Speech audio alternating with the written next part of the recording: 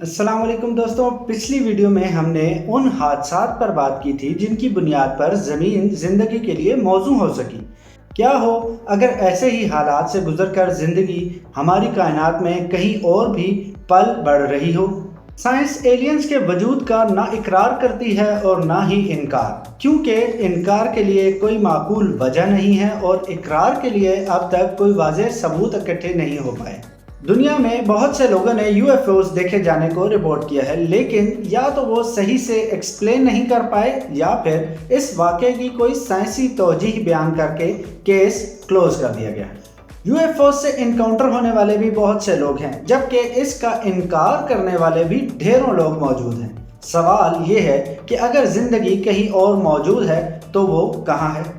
Italian physicist Enrico Fermi ने 1950 में दुनिया के सामने एक सवाल पेश किया जिसे फर्मी पैराडॉक्स कहा जाता है।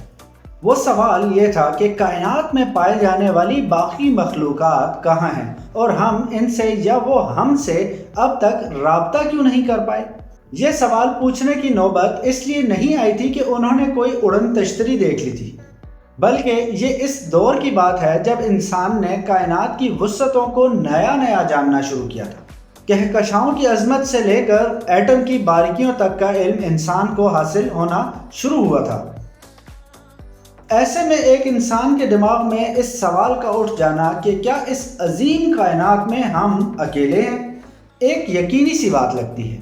जैसे कि जब हम स्कूल, कॉलेज या ऑफिस में जाते हैं और अंदर दाखिल होते ही इधर उधर नज़र दौड़ाते हैं और देखते हैं कि और भी कोई आया है या हम अकेले ही हैं।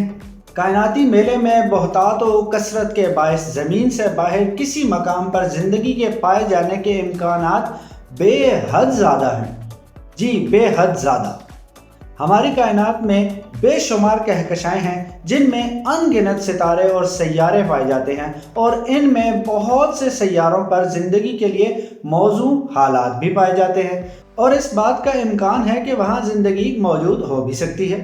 एक तहकीक के मुताबिक हमारी इस मिल्की वे कहकशां के अंदर 30 करोड़ के करीब ऐसे सैयारे मौजूद हैं जो ज़िंदगी के लिए नहायत मौजू हो सकते हैं।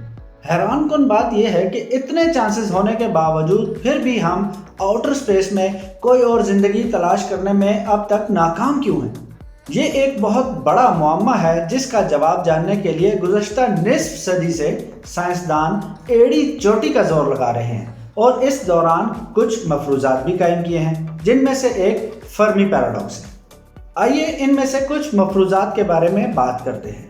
नंबर 1 है रेयर अर्थ। यहाँ इस मफरूज़े से मुराद है कि हो सकता है ज़हीन और पेचीदा ज़िंदगी का आगाज़ और बका के लिए मुकम्मल तौर पर मुनासिब और फेवरेबल हालात का हामिल ज़मीन जैसा कोई और सैयारा कायनात में इंतहाई गैर मामूली तौर पर नायाब और नापैद हो और इसी वजह से हमें अभी तक किसी दूसरे सैयारे पर किसी और ज़हीन मखलूक का कोई सुराग नहीं मिला। नंबर 2 है ग्रेट फिल्टर, यानी कुदरती हादसात और आफात का ऐसा सिलसिला है जो किसी भी सैयारे पर ज़िंदगी के आगाज़ और इर्तका के लिए शदीद रुकावट बन सकता है। बहुत बड़े पैमाने पर कुदरती आफात और हादसात की वजह से किसी भी सैयारे पर पाए जाने वाली ज़िंदगी के लिए यकखलवी ज़िंदगी से इर्तका के मुसलसल मराहिल तय करते हुए ज़हीन और पेचीदा ज़िंदगी वाली तहजीबों में तब्दील होना इंतहाई मुश्किल बल्कि तकरीबन नामुमकिन सा हो जाता है। ये रुकावटें कई इकसाम की हो सकती हैं, जिनमें कुदरती आफात के साथ साथ हयातियाती और माहौलियाती मुश्किलात वगैरह भी शामिल हैं और इस तरह के हादसात और मुश्किलात पर काबू पाने में नाकामी की सूरत में किसी भी सैयारे से ज़िंदगी का खात्मा हो जाता है। हमारी ये ज़मीन भी 5 मरतबा ऐसे हालात से गुजर चुकी है जब ज़मीन पर ज़िंदगी मुकम्मल तौर पर ख़त्म होने से बाल बाल बच गई थी। इन्हीं में से एक मिसाल डायनासोर्स के खात्मे का नतीजा बनने वाला बहुत बड़ा शहाब साकिब का टकराव भी है, लेकिन कुछ मखसूस खसूसियात की बदौलत ज़मीन पर ज़हीन और पेचीदा ज़िंदगी का इर्तका आज की सूरत हाल तक पहुँच चुका है और आज सैयारा ज़मीन पर इंसान जैसी ज़हीन और पेचीदा मखलूक आबाद है। ये भी मुमकिन है कि सैयारा ज़मीन पर बड़े पैमाने की तबाही फैलाने वाली कोई आफत या हादसा आना अभी बाकी हो। اور کائنات کی دیگر معدوم مخلوقات کی طرح یہاں سے بھی زندگی کا خاتمہ ہو جائے، یعنی زمین کا فلٹر وقوع پذیر ہونا ابھی باقی ہے۔ جن کی شادیاں نہیں ہوئی وہ جلدی جلدی شادی کر لیں تاکہ کوئی خواہش باقی نہ رہے۔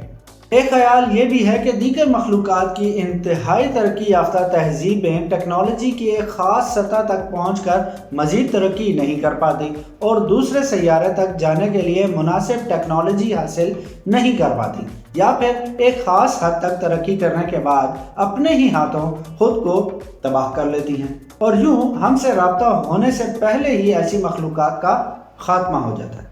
اس کے بعد ہے بے حد عظیم فاصلے اور کائناتی تنہائیاں، جس کے بارے میں یہی کہوں گا کہ ممکن ہے ذہین تہذیبیں موجود تو ہوں، لیکن ستاروں اور کہکشاؤں کے درمیان ان گنت لائٹ ایئرز کا حساب ہے، وسیع و عریض فاصلے ہیں، ان کے درمیان رابطے اور سفر کو ناممکن بنانے کے لیے یہی کافی ہیں، اور یوں مختلف تہذیبیں ایک دوسرے سے رابطہ نہیں کر پاتی، لہٰذا اس کائنات میں عظیم فاصلوں کی وجہ سے کائناتی تنہائی کے ساتھ جینے کے علاوہ اور کوئی چارہ بھی نہیں۔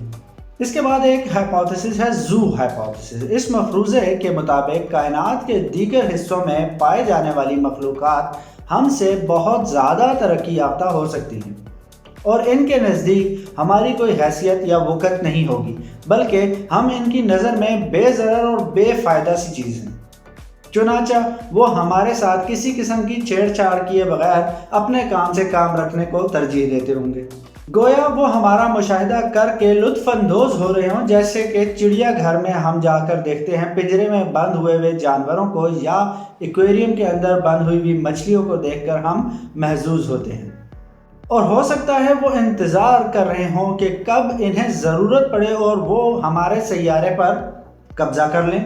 گویا وہ اتنی ترقی یافتہ مخلوق ہوگی کہ خود کو ہم سے چھپا کر فی الحال ہماری جاسوسی کر رہے ہوں اور اپنی ضرورت کے تحت درست وقت آنے پر ہمارا استعمال کریں۔ اس کے بعد ہم بات کریں گے محدود سگنلز اور ہماری لیمیٹیشنز کی۔ ممکن ہے کائنات کے دوسرے حصوں میں موجود جدید تہذیبیں صرف ایک مخصوص اور محدود مدت کے لیے قابل شناخت سگنل خارج کرتی ہوں، اور ہم نے ابھی چند سال پہلے ہی ایسے سگنلز کو وصول کرنے کی ٹیکنالوجی کو حاصل کیا ہے۔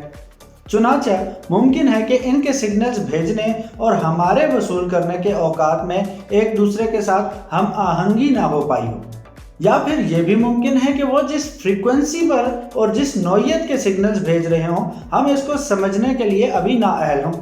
کائناتی پیمانے پر تہذیبوں کی موجودگی اور ترقی بہت مختصر مدت کے لیے ہو سکتی ہے، اور کائنات کی اربوں سالوں کی زندگی اور اربوں سالوں کی عمر کے پیمانے پر تہذیبوں کی یہ ترقی کا دور چند لمحوں سے زیادہ نہیں ہے۔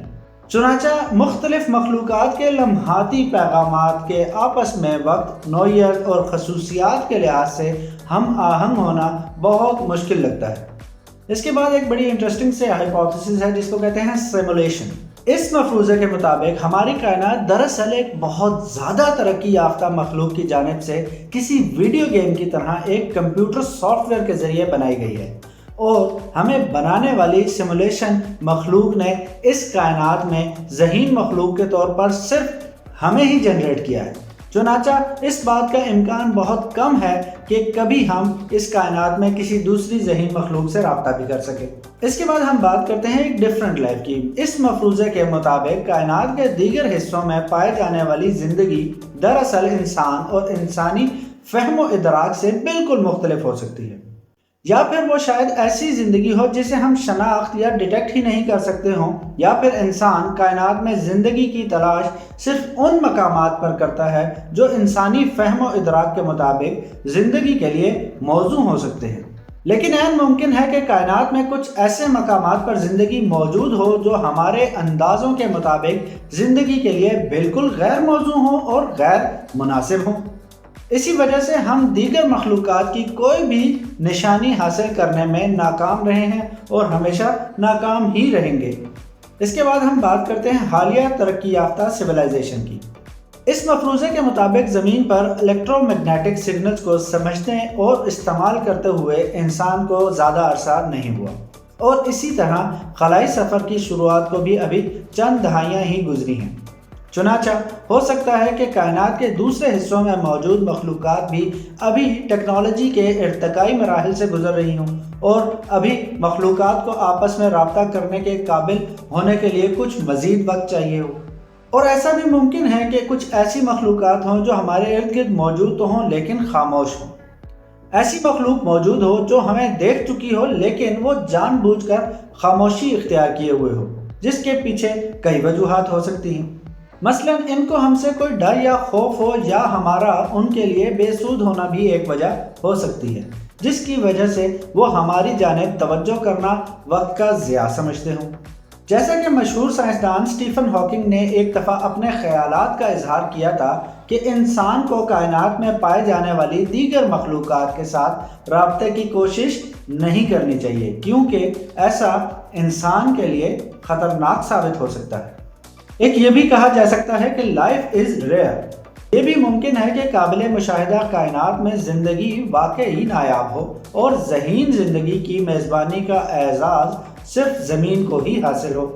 गोया ऐन मुमकिन है कि हम इस कायनात में वाकई अकेले हों। ये सब फर्मी पैराडॉक्स की वजाहत के लिए तजवीज़ करदा बहुत से मफरूज़ात में से चंद अहम मफरूज़ात आपके सामने पेश किए हैं, और इन तमाम सूरतों में ज़मीन से बाहर ज़हीन मखलूक की तलाश में सामने आने वाले तज़ादात बनी नौ इंसान के लिए नहायत दिलचस्प और हल तलब सवालात और पहेलियाँ पेश कर रहे हैं। अब देखना यह है कि इंसान को इन पहेलियों का जवाब कब और किस अंदाज में मिलता है। बहरहाल ज़िंदगी अगर कहीं मिल भी गई तो हमारे लिए यहाँ ही ज़िंदगी नायाब है, इसकी कदर कीजिए। इस इंफॉर्मेटिव वीडियो को दोस्तों से शेयर करना और चैनल को सब्सक्राइब करना बिल्कुल भी मत भूलिएगा। आज की वीडियो में बस इतना ही। मिलते हैं अगली वीडियो में, तब तक के लिए इजाज़त दीजिए। अपना बहुत ख्याल रखिएगा। अल्लाह हाफिज़।